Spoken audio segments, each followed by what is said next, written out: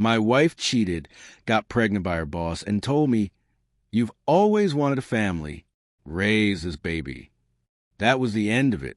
I filed for divorce, exposed them both, and walked away with my dignity while their lives collapsed. Hello, Reddit. Jonathan Hale here. I'm 41.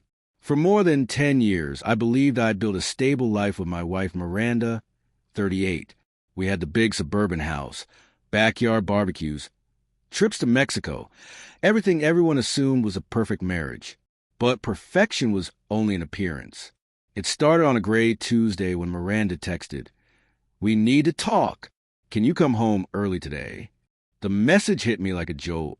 Miranda was never the "we need to talk" type.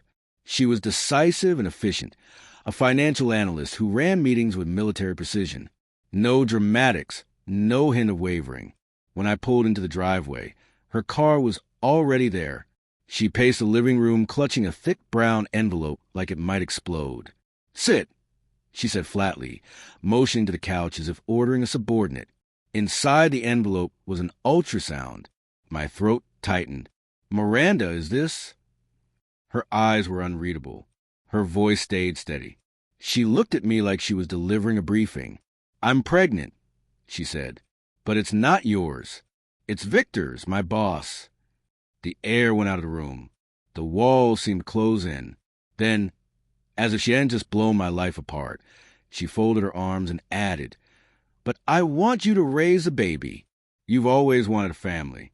You'd be a great father. Victor isn't the father type. You are."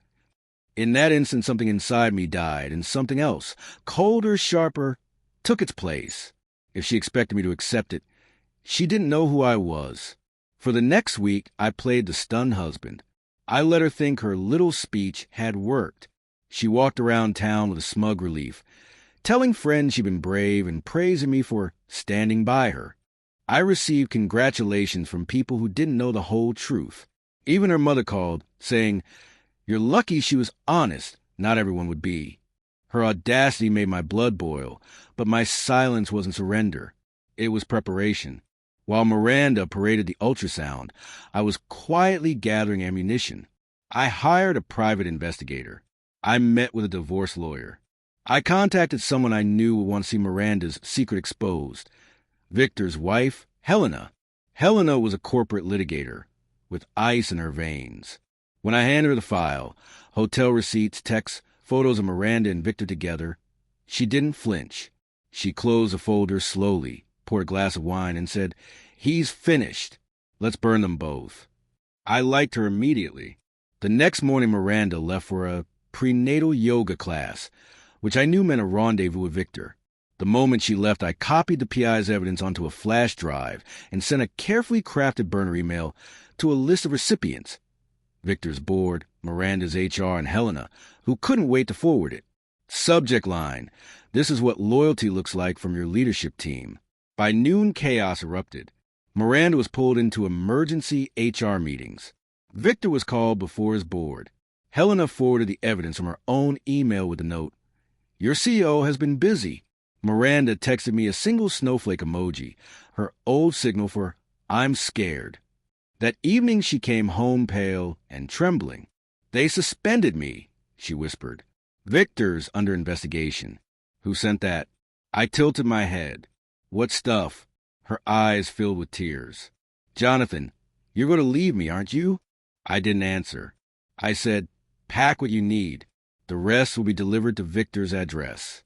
You two should start getting used to sharing a house next week." My lawyer filed airtight divorce papers. I made sure every account, every asset, every clause tilted in my favor. Miranda had no idea I'd already DNA tested the fetus. I collected strands of her hair and compared them to DNA from a discarded water bottle Victor had used. The test was conclusive. When I placed the divorce papers and the test results in front of her, she collapsed like a crumbling building. "You've always wanted a family," she sobbed. "It's still a baby, Jonathan." "Yes," I said, emotionless. "Victor's baby, not mine." That night, I packed my bags and froze my accounts.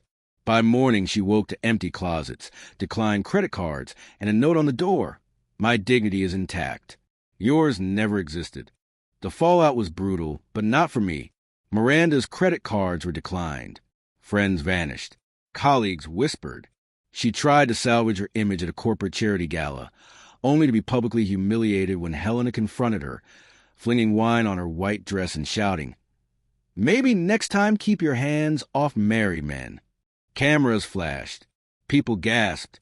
Miranda fled in tears. Her social life and career burned in one night. Victor lost his job, his marriage, and his reputation within a month. Helena took him for everything. He skipped town, reportedly doing consulting work in South America. Miranda ended up in a one-bedroom on the rough side of town. No money, no friends, no husband, and a baby on the way. It wasn't mine. Months later, she called from an unknown number. Her voice was cracked. "Jonathan, please. I've lost everything. I just need to hear your voice." I listened without speaking. Then I hung up. By then I'd moved to another city, started at a better firm, and finally pursued something I'd always wanted, volunteering at a literacy center for kids. I was free. Miranda had once said, "You've always wanted a family." She was right. I always had. I just refused to build one on betrayal. When she sent her final message, only 3 words, "You got revenge." I smiled, deleted her contact, and whispered, "No, I got peace." Miranda didn't disappear quietly. For weeks, she tried every tactic. First came desperate pleas. "Jonathan, please. You can still be part of this baby's life. We can rebuild." When I ignored her, she staged accidental encounters in my old office parking lot, wearing the perfume she'd worn when we first met, the scent that once drove me wild. Her smile looked fragile. "Remember how much we wanted children?" she'd say. "This doesn't have to end like this. You could love this baby. It could heal us." I looked at her and said simply, "It's not our baby, Miranda. Nothing about this could heal us." Then I walked past her. When that failed, she tried gaslighting. Late-night emails accused me of overreacting. "It was one mistake," she wrote. "You were too distant. If you'd paid more attention, this wouldn't have happened." Classic blame shifting. I never replied. Silence, I learned, is the most devastating weapon. Then came the sentimental attacks. She sent photos from our past. Honeymoon in Santorini, camping in the Rockies, the Christmas with gingerbread cookies and uncontrollable laughter. Each image included one line: "We were happy once. We can be again. Don't throw it away." But those photos had lost their sting. They were relics of something she'd ruined. Finally, when charm failed, she threatened, "You'll regret this, Jonathan. Leaving me will be the biggest mistake of your life. You'll never find someone who knows you like I do. And the baby, one day you'll wish you were there. But when someone has already detonated your world, threats are hollow. They have nothing left to take." So I replied once, "You already made sure I lost everything I wanted with you. So now I have nothing to lose by leaving." The last time I saw her in person was outside the courthouse after the divorce hearing. It rained. She stood clutching her swollen belly, mascara streaks marking her face. "Jonathan, please. I don't want to do this alone. Just hold me once, please." For a moment, the memory of the woman I once loved flickered. Then I remembered the ultrasound and the way she had said, "You've always wanted a family," as if handing me someone else's child. I shook my head. "No, Miranda, you chose this path. Now you walk it alone." I turned away and left. Her sobs followed me down the courthouse steps, but they no longer pierced me. They were echoes of a broken person, trying to drag me back into wreckage. That night in my new apartment, I poured a glass of whiskey and watched the city lights from the window. She would try again, maybe tomorrow, maybe next month. But it didn't matter. I was done. Walking away isn't weakness. It's the strongest thing a man can do when the person he loved tries to chain him to betrayal. For the first time in years, I felt free.